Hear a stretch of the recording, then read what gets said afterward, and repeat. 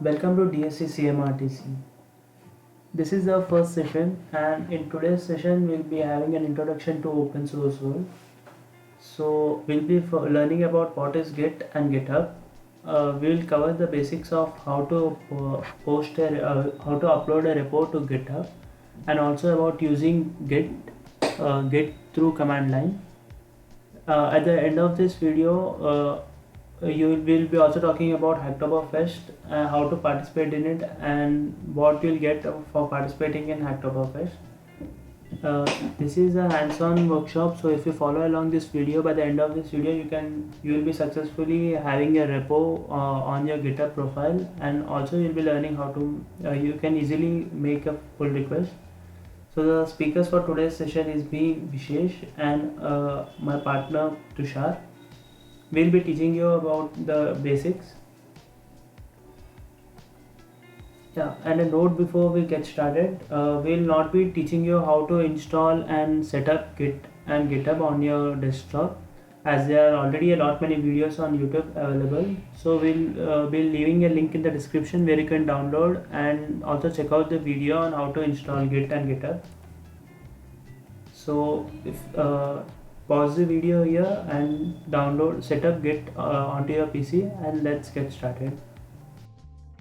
Hello everyone, this is Tushar, and let's start this session by pointing out the biggest myth among the beginner programmers / developers. Git and GitHub, are they same? So most of the programmers really think and they are really confused between Git and GitHub, and the answer is obviously no, they are not similar. There is a significant amount of difference between Git and GitHub. So in this session, stick with us. We will help you understand what is the difference between Git and GitHub. So let's start. First of all, what is Git? Git is a distributed version control system for tracking changes in your code during development. It is designed for coordinating work among programmers, but it can be used to track changes in any set of files. So I would compare Git with a time machine. You can think of Git as a time machine.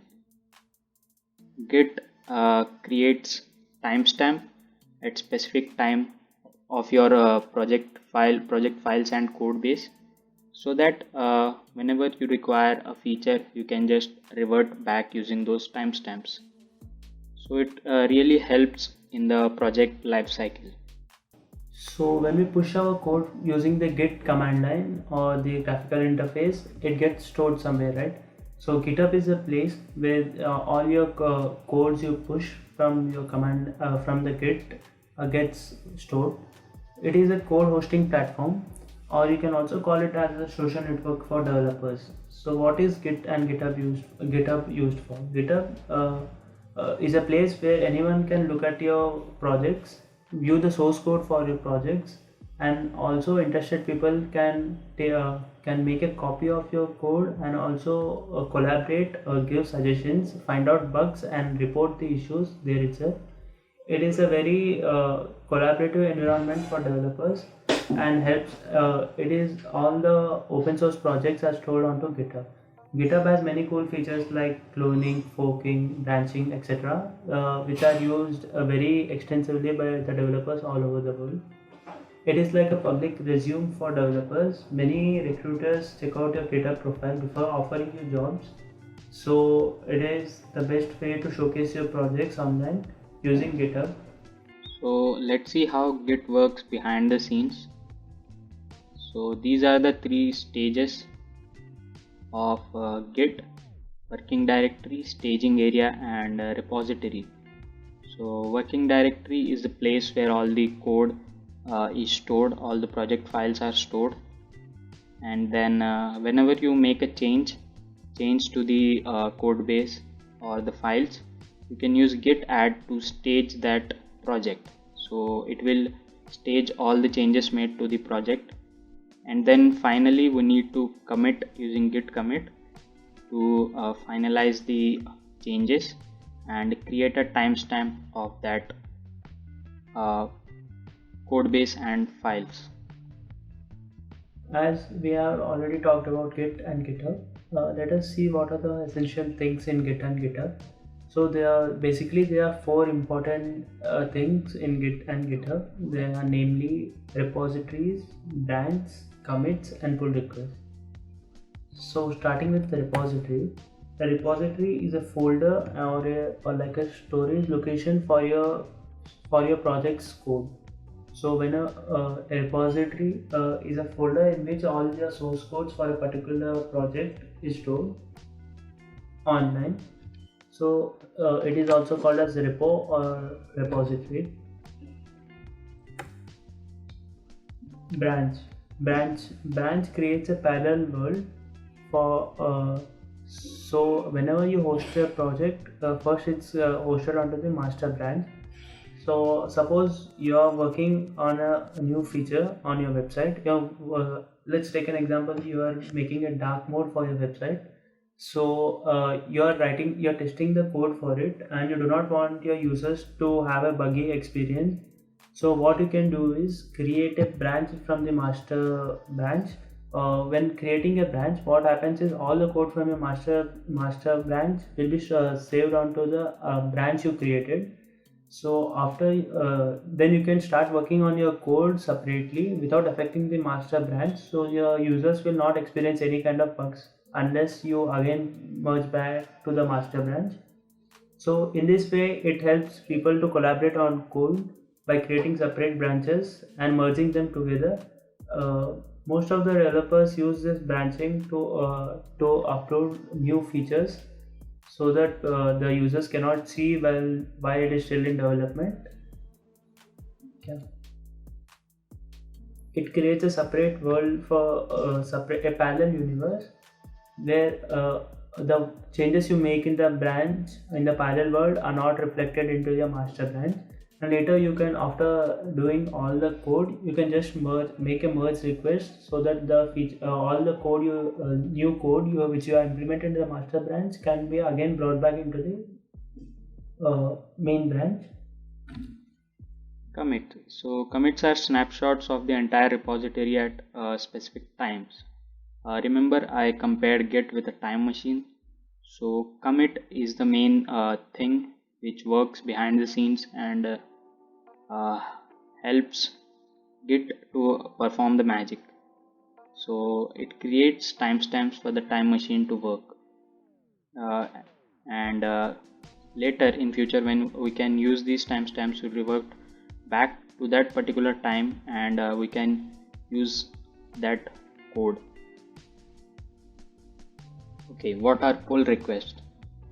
Let's take this example. There is this open source project which I want to contribute because I also work in that same tech field, tech stack. So I want to contribute to this open source project. Okay, then what should I do? I will first of all fork that main project to my GitHub. I will make all the changes. I will add my features. Then I need to create a pull request. That is, I need to create a request to the developers so that they can check my code, they can review my code, and they can check all the conflicts. And if they think my feature and my code base is relevant to their software, their open source project, then they can merge my feature branch into their master branch. So pull request has really helped the open source projects and the open source community to grow. Next we have the cheat sheet here, the ultimate Git cheat sheet. You guys can just screenshot this particular slide because these are all the Git commands you would ever need when using Git. So you guys can just screenshot this. We have had enough talks. Now let's fire up the terminal, and now Vishesh will show you how to execute these commands. So suppose let's make a demo project here. So this is an empty folder. Let's create a file in this. Let's create a demo file here. so that we can push this onto the GitHub.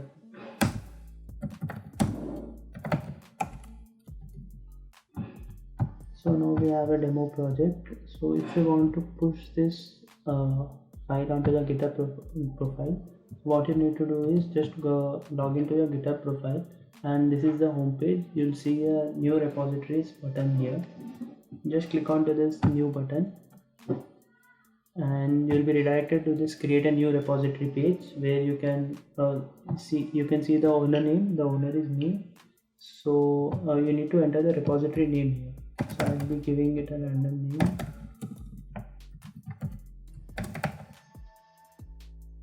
Yeah, then you can add a description about what this repository is about. It's optional, so you can leave it empty or give a description so the others can see why this repo was made.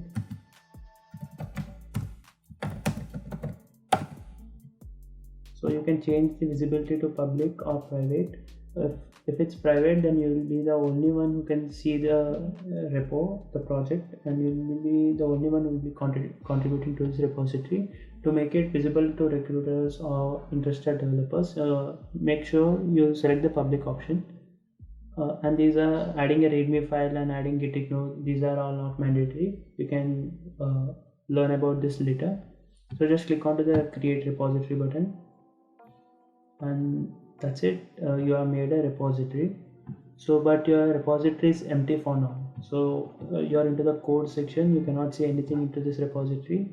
So to push code from your local host onto this, you just need to copy this URL first. There's a copy button here. Just click on this copy button, and now you can see this is our as you can see, this is our demo repo. Consider this is your project, and right click onto it. You will, as you have git installed, you'll be able to see this option git bash here. You can also select the GUI interface if you want to, but most of the developers prefer using the CLI.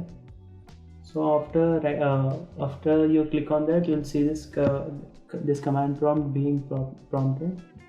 Just to start pushing this, first enter git init. What this command will do is initialize all the .git file into your repository. So this is your local repository. You can see the .git file has been initiated. So after doing that, you need to check the status of your project. You can see that we have not added the demo.txt file. It is an untracked file, so there shouldn't be any untracked file while you make your commit request. So just add the file. You can add it directly by specifying the file name like this, or else what you can do, if there are too many files, you can just give a period, which means that include all the untracked files. So we have added the file. So now if you check, there are no untracked files, and so now we need to commit these files. To commit is to upload, is like moving these files into your repository, which is into your GitHub profile. So while passing these files, you need to pass a message so the other contributors can see why these changes have been made. So git commit -m is you can use this to write a message along with your commit. So while using this, we can give a message. Make sure you give a meaningful message so others can know why these changes have been made. So for now, I'll be writing initialize demo.txt and I'll press enter. So this is the message which will be shown along with the changes. So after giving a commit, if this is the first time we have initialized this repository, so what we need to do is first set the location. Git doesn't know where this file has to be stored. So what we need to do is set a location for the file to be stored. So we'll just write git origin. We can see the command here, git remote add origin. Remote add origin, and just pass on the URL. So we have added the repository we just created, the demo repo. we added so all the files which you will push through this will be saved onto your demo repo which we just created. So as we have added, now we need to push this file. So we need to, from origin, we have set up the repo where the file should be pushed. So now we need to push the files. So just write this command, git push origin master. Here what does origin means is origin is this place, your local host. From here the files are being pushed to the master branch. So now you can see the file which we created, the demo.txt, have been pushed to the master branch. So just go to your repo on GitHub profile, refresh this page, you'll be able to see the demo.txt file here, and this is the commit message which we have written. So you can see the initialized demo.txt here. So what we can also do is consider, like, we'll make some changes here.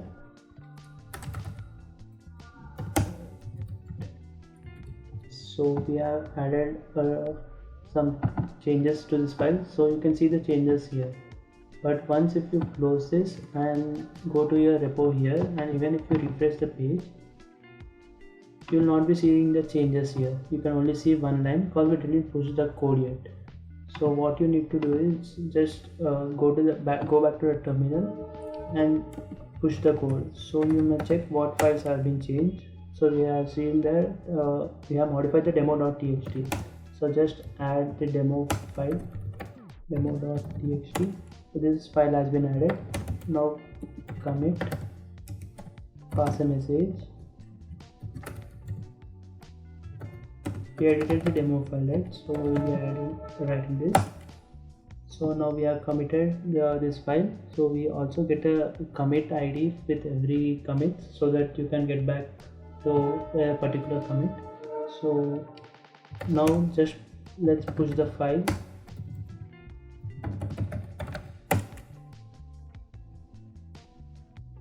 And as soon as you finish pushing the file from here and you go to your GitHub profile, see the edit which we made is now visible on this. So in this way you can make a repo and push your code. Yeah, I hope everyone understood how to upload a repo to GitHub, and also how to commit the changes and write and also about writing commit messages. So if you want to make branches, then you need to type git branch. First you need to check on which branch you are. So writing this command, you can see there's only one branch, there's only a master branch. So here is the place where you can see what are the available branches. So there is only one branch, master branch, so it's showing only one branch. So we can create a branch using this command. Don't worry, all the commands will be provided in the description or maybe on a blog. So git branch, and let's make a new branch. Let's name it dark mode. So a new branch has been created with the name dark mode. So now you can see we are onto the master branch, but there is also another branch called dark mode available. So what you need to do is just if you want to switch to the dark mode branch, just write this message, this command, git checkout dark mode. So now you can see we have switched to the dark mode branch. Yes, so we are onto the dark mode branch. So if we make any changes now, these changes will not be shown into your master branch. We can try this out now. So we'll just go into this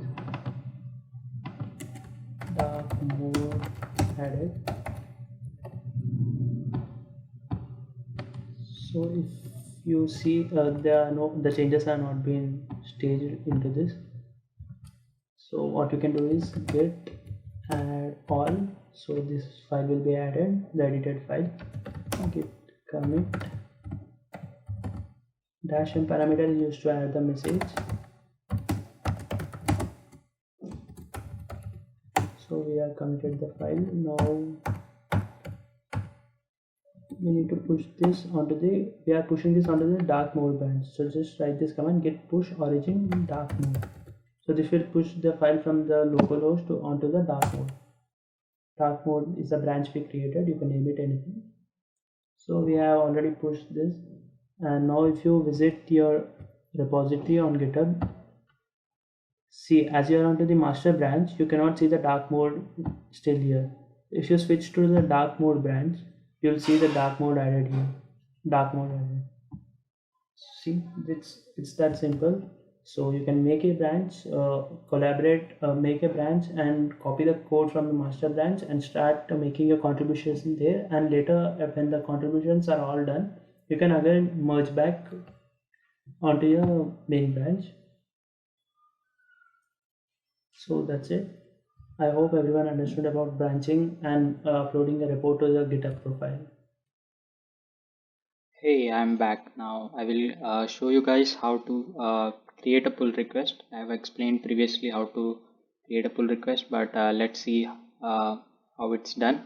So we have the organization DSC CMRTC here, and we have created a demo repository here.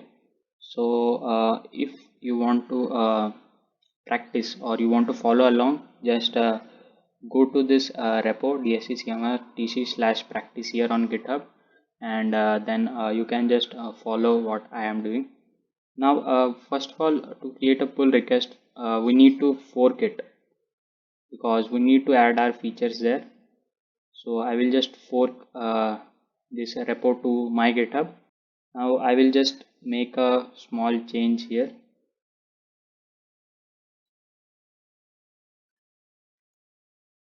I will just change, type something and commit the changes to my repo. Note that these changes are committed to my repo, and this will not affect the main DSC CMRTC practice here repo. Now I have made my changes, that is I have added my my features to the project. Now I can go to the pull request tab and click on new pull request. It will redirect me to the original repository, project repository, and here I can just create a pull request. I can write my changes, such as I have updated the practice text file, and I can leave some comment, or I can just create this pull request. So you can see I have successfully created a pull request, and you can see it's open. Now this sends a notification to the developer or owner of this open source project, and he can review my code and also check the conflicts, and if he think that this will add value to their project, then he can just merge my feature branch into the master branch. So this was all about how we can create a pull request. Next, Vishesh will tell you something about Hacktoberfest and how to participate in it. So as we have learned about making a pull request and also pushing the projects, now it's time to get started. As it's already October, there is a fresh Hacktoberfest, so it's time to get started with it. So just visit this website, the link will be provided in the description. So what you need to do, Hacktoberfest is all about promoting open source collab contributions. So if you are in if you want to start with open source, this is the best time. Just register on this website and start making pull requests.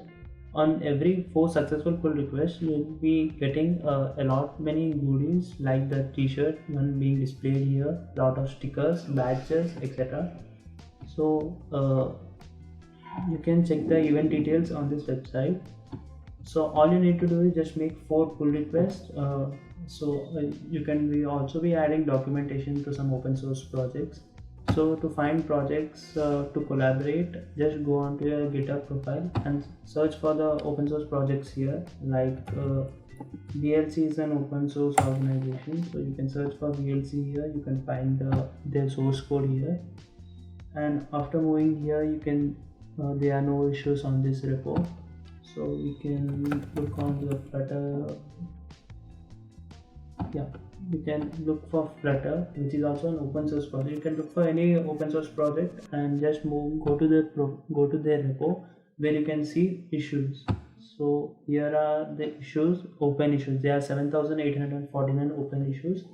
So you can just select any one of them and try to solve what's wrong, the bug from the code, and that's it. And make a pull request. And after making 4 such pull requests, you'll be getting this goodies from Hacktoberfest, and all the pull requests will be considered as contributions from you to the open source world, and which carries a lot of weight onto your resume, and it also makes your GitHub profile look good. So what you're waiting for? Let's get started with Hacktoberfest. Thank you for watching this video until the end. I hope you followed along this tutorial and successfully made a repo and pushed it onto your GitHub profile. We hope you have also learned how to make pull requests. Hope to see you at the Hacktoberfest, winning a lot many goodies. And also, if you have any queries, post it down in the comment section. We will try to resolve your queries as soon as possible. And thank you for watching the video. Let's get going.